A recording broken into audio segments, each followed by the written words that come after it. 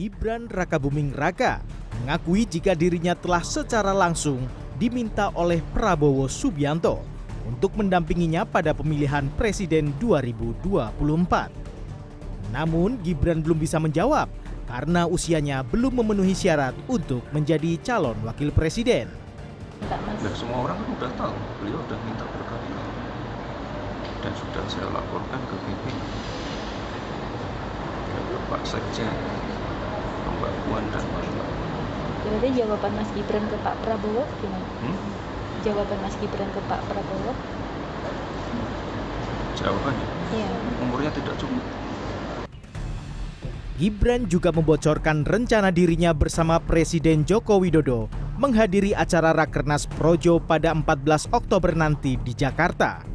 Relawan Jokowi itu akan mendapat arahan untuk mendukung salah satu calon di Pilpres 2024. Sementara itu, Sekretaris Jenderal Partai Gerindra Ahmad Muzani menjelaskan bahwa para ketua umum parpol koalisi Indonesia Maju akan membahas Gibran Rakabuming Raka sebagai calon pendamping Prabowo Subianto di Pilpres 2024. Ya, membicarakan tentang nama koalisi kan namanya Indonesia Maju, tapi nama timnya apa, baganya bagaimana, temanya apa, pemenangannya bagaimana. Ini hari ini mau kita bicarakan sehingga saya mudah-mudahan hari ini bisa putus. Selanjutnya nanti akan dibawa ke Majelis Ketua Umum untuk bicarakan secara lebih besar, lebih kuat lagi. Muzani menambahkan bahwa nama Gibran muncul sebagai cawapres dalam Deklarasi Solidaritas Ulama Muda Jokowi atau Samawi dan Rakorcap DPC Gerindra Tangerang Selatan. Bahkan, organisasi sayap Partai Gerindra yakni Satuan Relawan Indonesia Raya atau Satria resmi mendeklarasikan dukungan untuk Gibran Rakabuming Raka sebagai calon wakil presiden pendamping Prabowo pada Pilpres 2024. Dalam deklarasi yang dilakukan di Senayan, Jakarta Pusat Selasa siang itu, Gibran dianggap layak menjadi cawapres Prabowo karena mewakili visi anak muda serta kaum milenial.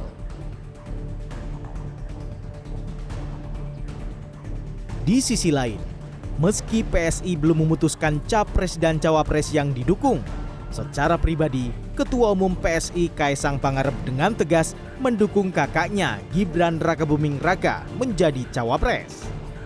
Hal itu disampaikan Kaisang dalam kunjungannya menemui milenial di Kabupaten Tasikmalaya, Jawa Barat. Kaisang mengungkap dalam waktu dekat PSI akan memutuskan arah dukungan capres dan cawapres. Oke, Pak Wali Kota. Ya kalau Pak Wali Kota jadi cawapres, ya balik lagi saya harus fair, saya harus mendengar aspirasi dari seluruh teman-teman di PSI, di DPD, DPW semuanya, karena balik lagi kita mengambil ini keputusan bersama, bukan karena saya dekat dengan Pak Wali Kota atau apa seperti itu.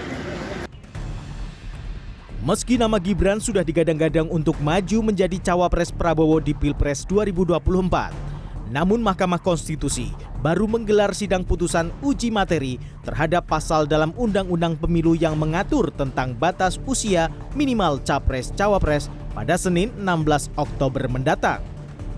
Pasal itu mengatur soal batas usia minimal capres-cawapres berumur 40 tahun. Para pemohon meminta batas usia minimal 40 tahun diturunkan dengan berbagai usulan. Tim Liputan CNN Indonesia.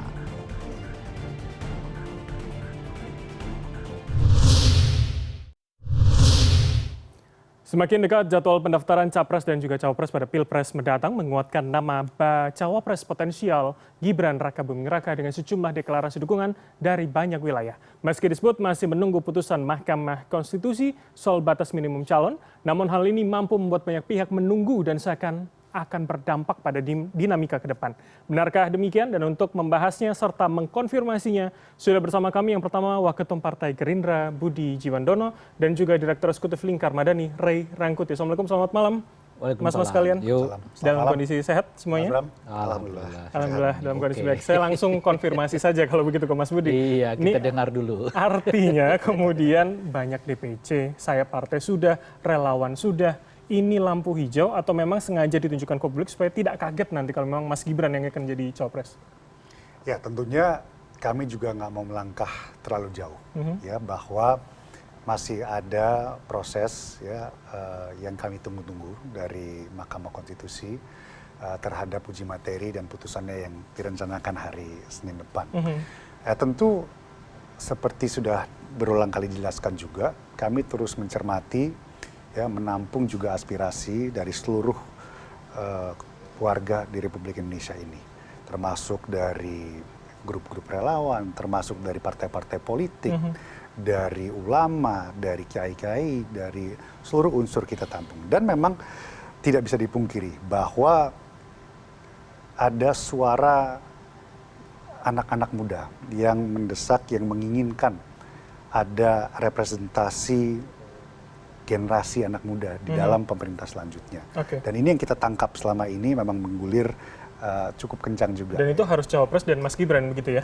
Kita mendengar dari mana-mana dan salah satu memang yang opsi yang kami dengar adalah Mas Gibran karena kita melihat juga kiprah beliau di Kota Solo ya mendapatkan apresiasi yang begitu luar biasa, di usianya masih muda banyak capaian-capaian yang telah diperoleh dan ini ya kami pertimbangkan ya sebagai tokoh muda yang berpotensial. Mas Budi, kalau kemudian banyak analis yang menyebutkan ini jangan-jangan memang semakin dekat harinya, Anda mengatakan di Senin mungkin putusan MK akan semakin kencang begitu dukungan dari masing-masing elemen, paling tidak hanya Gerindra, tapi Koalisi Indonesia Maju begitu. Seperti tadi juga dijelaskan ya oleh Sekjen Partai Gerindra, ya, di saat yang sama ya komunikasi, dialog sangat intensif antara pimpinan di Koalisi Indonesia Maju. Ya belum lama ini kumpul para sekjen di mana pembahasan-pembahasan teknis mengenai langkah-langkah strategi selanjutnya ini terus bergulir, di mana nanti akan dipresentasikan ke Majelis Ketua Umum di dalam Koalisi Indonesia Maju.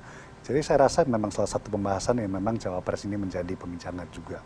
Tapi kita akan melihat terus ya sampai detik-detik terakhir nanti tanggal 25 Oktober. Kita melihat perkembangannya. Kemarin memang kita menerima kelompok-kelompok relawan dari Samawi, terus dari kader-kader Partai Gerindra ternyata juga memberikan suara dan dukungannya terhadap Mas Gibran ini. Kemarin di Tangsel, hari ini salah satu sayap Partai Gerindra, Satria Gerindra mengumumkan juga. Jadi ini grand design atau kemudian konsolidasi begitu satu-satu akan mengumumkan? Saya pun, Mas tadi yang bilang sama saya, besok ada undangan, saya belum tahu. Ya, ini organik, secara organik jalan terus ya kita lihat. Oke Mas Budi, Bang Rey saya minta pendapat Anda, seperti apa? Memang grand design atau biar publik tidak kaget begitu nanti pada akhirnya? Ya kalau udah begini nih ya saya kira adalah tangan yang bermain mungkin ya. Karena kalau Gerindra dukung Gibran itu kan nggak perlu pakai dukungan dari sana, dukungan sana. Tinggal diputuskan oleh Pak Prabowo, saya maunya Gibran ya selesai. Kan kira-kira begitulah ya. Nah sekarang kan kita belum kelihatan muncul nih dukungan dari Golkar, dukungan dari PAN gitu ya. Tapi Pak Erlangga bilang kan menunggu putusan MK. Ini kan artinya narasinya mirip begitu kalau publik lihat. Nah, iya, tapi kan belum ada, nggak seheboh Gerindra lah. Padahal menurut saya Gerindra itu sebetulnya diam aja udah kalau memang Pak Prabowo nunjuknya Gibran ya Gibran gitu loh kira-kira tuh. Ini kan yang muncul tuh ya bawah-bawah gitu. Itu yang saya katakan ini kayaknya ada tangan lah yang bekerja begitu ya. Yang dibutuhkan tuh kan sebenarnya apa reaksi orang-orang di dalam Golkar dengan semua elemennya kan kira-kira gitu ya. Apa reaksi dari PAN dengan semua elemennya, partai Gelora, partai macam-macam. Kalau mereka kira-kira yang mendorong nama ini itu baru kelihatan tuh seru gitu loh. Oke. Ini nggak mendorongnya ya orang Gerindra sendiri. Yang menjadi prioritasnya artinya testingnya kepada publik atau kepada internal koalisi menurut Anda? Iya kan bagian tadi itu yang Anda sebut tadi sebenarnya tepat. Seolah-olah ada aspirasi yang kuat gitu ya dari dalam macam-macam dan seterusnya itu gitu ya. Ya itu yang mau diperlihatkan itu maksud saya gitu. Jadi dan itu masih satu partai padahal menurut saya kalau Gerindranya sendiri ya nggak usah pakai begitu-gituan juga jadi gitu loh maksud saya. Kalau udah Pak Prabowo mengatakan saya memilih Gibran nih, saya kira jadi. Oke, saya konfirmasi Mas Budi. Jadi testingnya publik atau internal koalisi begitu melihat bagaimana rekan-rekan yang lain. Loh begini, kan kami sangat menghormati kedaulatan partai politik yang tergabung dari Koalisi Indonesia Maju. Dan kami menghormati bahwa setiap pimpinan partai politik, ketua umum partai-partai politik yang ada Koalisi Indonesia Maju, ya pasti akan ada menentukan sikapnya juga dan akan terus dibahas. Jadi ya kami menghormati sikap masing-masing, oleh sebab itu kita juga tidak mau buru-buru bahwa ini adalah enggak, kita menunggu bahwa mereka masih memberikan masukan-masukan, memberikan aspirasi terhadap perkembangan-perkembangan ini, ya kita hormati mereka juga. Dan, tapi pada akhirnya Pak Prabowo kah atau kemudian Majelis Ketua Umum tadi yang Anda sebutkan? sesuai dengan pembahasan dan kesepakatan kita bersama, ya masalah-masalah strategis termasuk cawapres ini ditentukan bersama ketua-ketua umum di dalam Koalisi Indonesia Maju ini. Dan kami sangat menghormati proses itu, dan kami menghormati ya harapan dan aspirasi semua elemen termasuk yang ada di Koalisi Indonesia Maju. Kalau menurut saya, Bung Bram, silakan. kalau udah putusan MK itu mengatakan diperbolehkan lah atau mengabulkan permohonan ini, udah selesai cerita ini gitu loh Pak. Jadi maksud Anda, tapi artinya narasi yang sama sebenarnya sudah terbangun pada rekan-rekan koalisi yang lain? Ya, bagi Airlangga nggak ada, menurut saya bagi Golkar nggak ada pilihan ya Gibran, bagi PAN juga nggak ada pilihan Gibran. Udah selesai cerita itu maksud saya. Nah, tapi kalau mau dibuat riuh-riuhnya sedikit, ya jangan orang Gerindranya dong gitu maksud saya. Riuh-riuhnya itu datanglah dari Golkar, datanglah dari PAN, biar kelihatan seru. Lah kalau orang Gerindra sendiri yang menyerukan Gibran itu kan, ya gimana Pak Golkarnya kan belum tentu. Atau ini Gitu. menunjukkan bahwa memang masih butuh validasi begitu dari rekan-rekan yang lain untuk narasi yang sama? Kalau Gibran, menurut saya udah selesai lah. Oke. Ini Pak, kalau gitu saya beranjak dari pertanyaan itu. Ketika seorang Gibran bersama dengan Prabowo, apakah Gibran adalah satu-satunya jaminan kemudian ketika bersama dengan Prabowo maka dukungan Jokowi akan ada di belakang Prabowo menurut Anda? Dengan sendirinya bagaimana tidak? Anaknya maju. Jaminan terakhir ya. Artinya maksud saya hanya nama Gibran yang bisa menjamin kemudian endorsement dari Jokowi akan terus ke Pak Prabowo. Ya gimana lagi? Meskipun mungkin ya Pak Jokowi akan tetap di PDI Perjuangan, tetapi kan anaknya ada di wakil presiden di Prabowo, gitu. Jadi yang enggak susah lah. Kenapa Pak Prabowo meminang Gibran? Ya karena Pak Prabowo itu mau mengambil wibawanya Pak Jokowi, kan kira-kira gitu. Kalau Pak Jokowi nggak serahkan, ya tentu belum tentu Gibran juga dijadikan sebagai wakil presiden. Tanyalah Bung Budi. Oke, jadi itu alasannya. Apalagi Ya, tadi jelas Mas itu, Gibran apalagi bilangnya gini. sudah dilamar berkali-kali loh. Begitu. Gini, kan sekali lagi ya, kita melihat ini masih ada beberapa hari lagi. Kita lihatlah nanti seperti apa. Tetapi kan dalam perbincangan calon wakil presidennya Pak Prabowo ini masih ada nama-nama lain, ya, yang memang mempunyai kekuatan dan memang mempunyai dukungan juga dari berbagai elemen juga. Ada Tapi yang lain dilamar juga Ini nggak? Kayak loh, Pak Prabowo Budi. misalkan.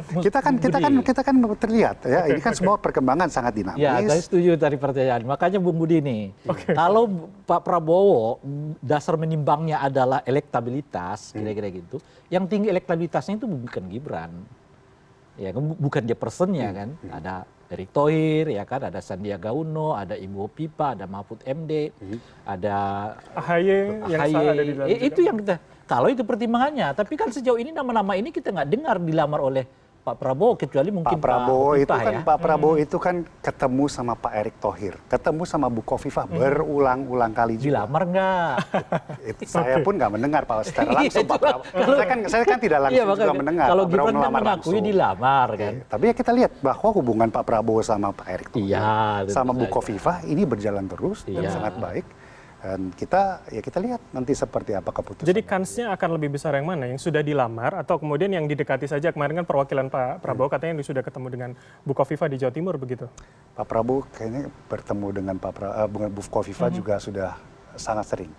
Sama Pak Erick sangat sering. Sering kali Pak Prabowo berkunjung ke Jawa Timur pasti ketemu Bu Khofifah. Pak Erick Thohir berkali-kali juga berkomunikasi dalam kapasitasnya sesama anggota kabinet juga, banyak diskusi juga, dan saya rasa semuanya kansnya ya cukup baik. Ya. Tapi ya Itu kita melihat lah. dugaan saya sih itu plan B.